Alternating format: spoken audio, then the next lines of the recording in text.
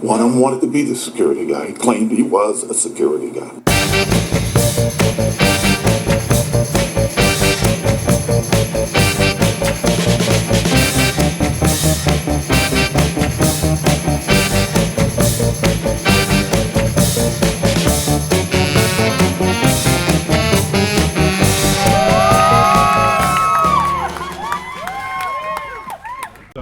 Welcome to Security Guy Radio. What's your name? John Fitzpatrick. John, what's the name of your company? Dortronics Systems. What does Dortronics Systems do? We manufacture electromagnetic locks, power supply switches, door controllers. Oh, power supplies too. Interesting. Yep. Okay. Yep. Tell me about the history of the company. It's very interesting. Sag Harbor Industries is our parent company, which was founded in the 1940s by Thomas Edison's son, Charles Edison. Oh, interesting. Charles Edison was Secretary of the Navy at the time. He was also an entrepreneur, set up some companies out on the eastern end of Long Island, and was studying management principles. And Sag Harbor Industries was one of the companies that he set up and still going to this day. How interesting. They're a custom coil manufacturer, which evolved into manufacturing electromagnets and started the Dortronics division in the 80s, late 80s. Maglocks is a common term used for that, generic term, right? Were you guys one of the first places that invented that or came along with that? We were early on in the game, for Right. sure. We didn't invent the Maglock, but we certainly have developed it and made some great improvements for it along the way. What's your primary business? What's the number one thing you sell? Maglocks. Maglocks, okay. So I had a lot of Maglocks at the studios. I used to work for Fox and Disney, right? And they had just kind of come out, and we were always worried about fail safe, fail secure, and all those kind of things. How have magnetic locks evolved since, let's say, the 80s? Are they any different?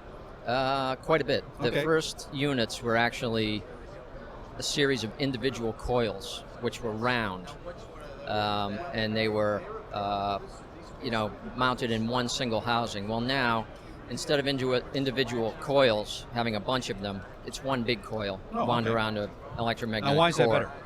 better? Better efficiency electrically. It draws less current, and it has a greater pulling force.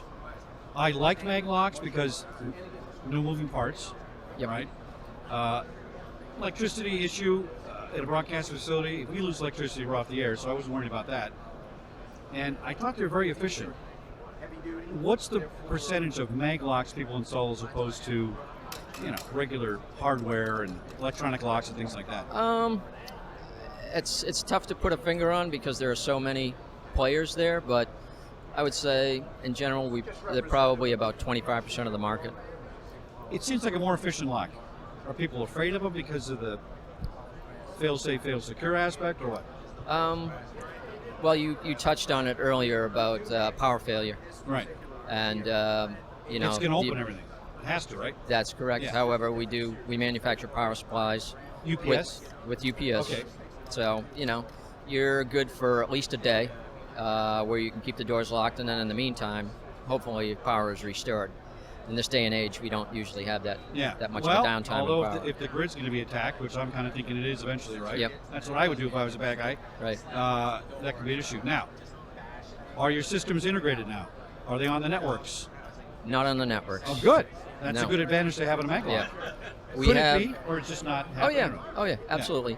But a major portion of our business now is man traps and interlocks, Okay. where we're controlling certain areas in a building. A lot of pharmaceutical manufacturing, law enforcement, banking institutions, and casinos. They want separate systems that's disassociated from the access control It's a system, smart way to do it. so that should the access control system be compromised in some way, that the door control interlock system is not. See, I worry about integration because it's great that all systems, Tyco and Palco and everybody can talk to each other, except the hacker gets in one system now, he gets in everybody's system.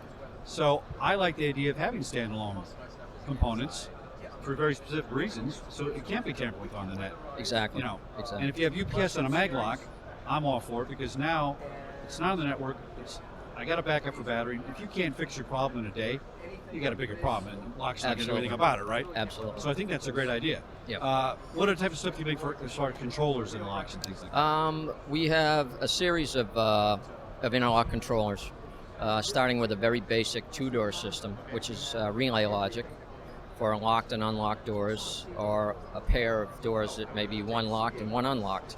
And those are field configurable with jumpers. We have a four-door system, which is a PLC-based unit, which we can program a lot of different functionality into for timing functions. Typically, we see that happening in the pharmaceutical industry, where they'll step into a clean area, Right. maybe have to gown up, so we're going to have to time that sequence. Oh, Then they may step into the next chamber, in which the air will be evacuated and replaced with fresh air before they step into the Yeah. manufacturing area. So we're timing these functions, we're controlling the air baffles, to change the air, and then they might want to say, okay, all right, we'll allow these three doors to lock, but those two on the other side of the facility, when these open, we want those closed. now that's a function of software and hardware? Exactly, but hardware controlled by software. But Right. we're getting into much more complicated systems now, where they'll have, up to 15 doors controlled from one controller. One control, 15? Yes. Wow. We can do up to 100. Wow. Yeah. I think the most we had, in fact, when I did Fox's design, the broadcast center, 96, I think four? Yep. Four in the doors? Oh, Yep. four, that's amazing. It's like, it was a Well, big that's giant kind of how we started out, Yeah. with a money counting area in a casino. And it came as a result of one of the trade shows that somebody came in and said, can you do this? And we said, yeah, sure, we can do that. And then from there, they expanded on. They said, well, you can control these two doors to come in and out of the money counting, but what about when the armored car truck pulls up? Can you control that door too? Right. So, and the pass-through doors and for the synchronize cash. it all, and time it and everything. Right. Yeah. Now, were So- you one of the first in the space that was able to add multiple doors like that? It can be done program-wise with other, with a PLC or computer, but Right. what we've done is we've simplified it greatly and have a library of routines, Oh. which we've seen over Yeah, the that makes years. sense, yeah. And we have a checklist that we can walk down with the customer and say, okay, do you have automatic door openers? Do you have environmental control areas where we have to worry about different temperatures?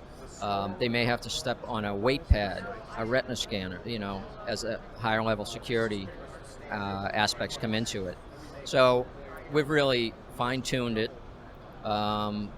We have a great background in it now, and are looking to progress forward with, making it easier for the customers and the installers to do these installations. So, a board that has 100 doors on it, that's easy peasy hardware, installation space, right? Is it good for security though? 100 doors is a lot. We can do it. We've never done it. I'll say it's 50. Yeah, 40 is the most we've done. Okay, 40. So if I had 40 separate controllers, is my system physically safer in a way? From hacking, from tampering, from whatever, I don't know. I don't know that as far as hacking goes, if you get into one system, what's Well, of course, if it's all integrated, it next doesn't one? matter, right? yeah. I had a client that had a high school, and they didn't want, first of all, they didn't have any conduit, and they didn't want to spend money on the bandwidth for wireless, and so they stuck these, individual doors that were individually programmed to punch it in code, and it saved the data, and they had to go with the little wire and every day download 50 Yep. doors Yep. and put it on their computer. Pain in the butt. However, guess what? Nobody's hacking in those doors. So, Right. So there's an advantage to old school as Yeah. well. Where do you see the market going with stuff like this, especially the Maglocks? Well, we've seen no drop off whatsoever. In fact, it's been increasing. Our volume has increased Right.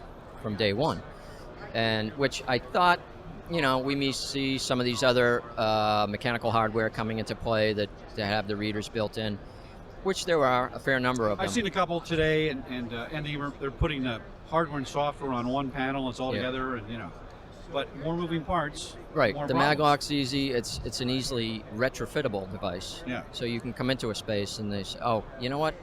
We do want to lock that door. Okay, so it's a surface mount unit. You're not having to mortise it. We had them on super fancy glass doors, and that's difficult to do. Yep. And one day we had it people weren't used to it, and one strong guy came up, and it wasn't a maglock at the bottom, just the top, and he flexed that glass, and it went, it shattered. We fixed it after that, but it would not open. The glass could wait before that happened. Right. The lock is typically stronger than the door itself. Yeah, it's very interesting. So, if you like maglocks, it seems like you're sticking with maglocks. Absolutely. What's the next greatest thing in a maglock? What's on the drawing board that's going to be different, or is that just kind of the way they're going to be? They're so efficient. They are. The PoE is the next thing, but there's a certain amount of current that you can supply over PoE. Right. Maglocks require current constantly. Now you say they're retrofittable. Easier if you have a drop ceiling in your business, which a lot of businesses do. So you go up in the attic, then you drill a hole down in the door frame, stuff like that. But if you had a hard ceiling, a little more difficult, but still be done? Oh, absolutely. I mean, people are running conduit all the time. Yeah. It may not be the prettiest installation in some cases, but if they're going to run conduit, a lot of times it's in a industrial atmosphere. We see that with gates a lot. We lock a lot of gates. We have conduit brackets and fittings available on all of our maglocks. But as far as how pretty they are in an installation like that, it's how good the installer is, really. Yeah.